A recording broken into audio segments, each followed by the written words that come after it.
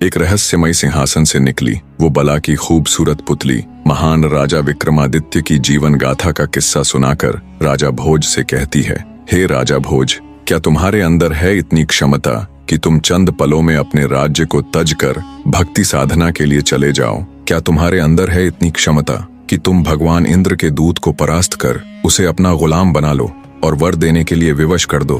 क्या तुम्हारे पास भी है राजा विक्रमादित्य की तरह वो 4 शक्तिशाली वीर जो तुम्हारे बस एक इशारे पर तुम्हारे लिए कुछ भी कर दें? अगर है तुम्हारे अंदर भी ये सब खूबियां तो बेशक तुम इस सिंहासन पर विराजमान हो सकते हो। द्वितीय पुतली चित्रलेखा की बात सुन राजा भोज का मुंह उतर जाता है। विक्रमादित्य के किस्से सुन राजा भोज को खुद पर बड़ी लज्जा महसूस हुई। उन्होंने अपने मन में विचार किया कि वो तो विक्रमादित्य के सामने सच में ही एक तुच्छ मनुष्य है। सच में कितने महान थे विक्रमादित्य, जिन्होंने एक साधु के कहने मात्र से अपना सिंहासन त्याग दिया और राजकाज छोड़कर वर्षों जंगलों में रहकर तप किया।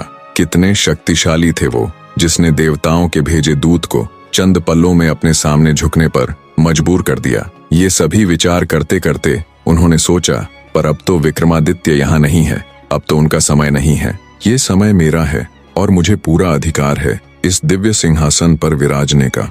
आज का दिन भले ही बीत गया हो, लेकिन मैं कल अवश्य ही इस अलौकिक सिंहासन पर बैठकर रहूंगा। इन्हीं विचारों के साथ राजा भोज दरबार से चला जाता है। सिंहासन से निकली प्रथम पुतली रत्नमंजरी की ही तरह दूसरी पुतली चित्रलेखा ने भी भोज को सिंहासन पर बैठने नहीं दिया। अगले दिन फिर से तय समय पर सभी राजदरबारी राज दरबार में उपस्थित हो गए। राजा भोज फिर से मन में एक नई उम्मीद लिए सिंहासन पर बैठने को उतावले हो उसकी तरफ बढ़ते हैं। पर जैसे ही वो सिंहासन के पास जाते हैं, एक बार फिर से उस दिव्य सिंहासन से एक रहस्यमयी पुतली प्रकट हुई जिसका नाम था सत्यभामा। राजा भोज को सिंहासन की तरफ बढ़ता देख तीसरी पुतली सत्यभामा गरजती हुई बोली, रुकिए राजा भोज, इस सिंहासन पर बैठने से पहले ये तो जान लो कि क्या तुम इसके योग्य हो भी कि नहीं। जिस महान व्यक्ति का ये सिंहासन था, क्या तुम भी उसके जितने योग्य हो? पुतली की बात सुन राजा भोज के कदम एक बार फिर जहां के तहां रुक जाते हैं। सिंहासन से निकली तीसरी पुतली सत्यभामा